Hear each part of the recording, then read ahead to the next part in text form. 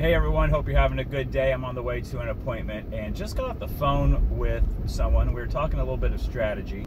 The question was, what happens when you want to buy a property, but you need to sell your property in order to buy that one? So this is a pretty common situation, and in most markets it's not that big of a deal. If you have a balanced market, what you'll find is that you'll go out there, find the property that you like, look at a bunch of them first, and make an offer contingent upon the sale of your property. Find a seller who's willing to entertain that sort of an offer. Hopefully get some acceptance on that offer, and then you go list your property, or maybe you already had it listed, but you sell your property, you get the money from your sale, you use that to close on the property that you're buying. Simple enough. However, right now we are in an imbalanced market. It is, without a doubt, a seller's market. So it's really good when you're on the selling side of that, when you're selling that commodity. But when you're going to buy a property, how are you going to buy it without selling your other property after? The common scenario that we saw. There's a few options you have there, and probably the easiest way to do it is that you would sell your property, put it on the market first, and require a lease back from the buyer. So you sell your property, let's say it's a $750,000 property, and you're wanting to step down into a $400,000 condo. You're downsizing.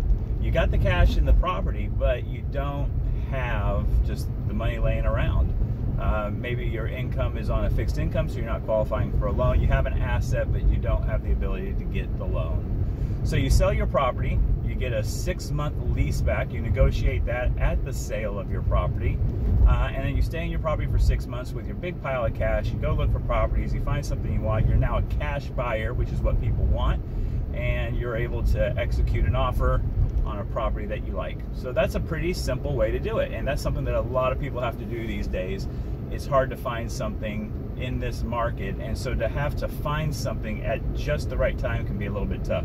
That 6-month lease back gives you a bit of grace.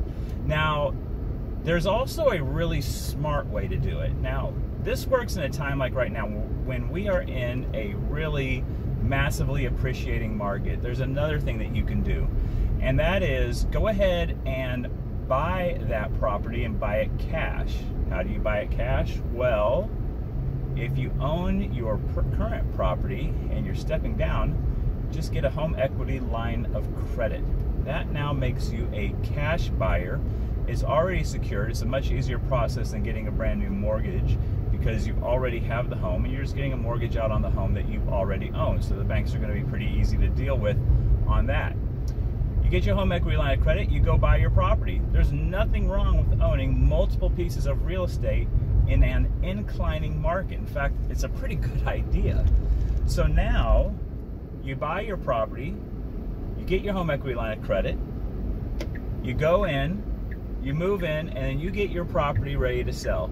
Now, there's a couple things you got to take into account. You're now paying a mortgage on your property that you originally owned. So you're going to have to do a little bit of math. So let's say you had a $750,000 home, you got a $500,000 line of credit. How much is that $500,000 line of credit going to cost you? That much.